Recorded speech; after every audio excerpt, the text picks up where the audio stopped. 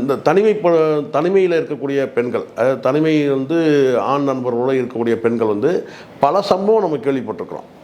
அதை வந்து அவங்கள துரத்திட்டு வந்து பாலியல் ரீதியாக வந்து கற்பழிக்கிறதுன்றது, ஏன் கற்பழித்து கொன்ன வழக்கெல்லாம் கூட இருக்குது. இந்த சிறுசேரியில் வந்து ஒரு பெண் வந்து மகேஸ்வரின்னு நினைக்கிறேன், பேர் சரியாக தெரில. அந்த பெண்ணு கூட வந்து ஒரு 10 ஆண்டு காலத்துக்கு முன்னாடி, 10 வருஷம் ஆயிடுச்சுன்னு நினைக்கிறேன் ஏறக்கூடிய.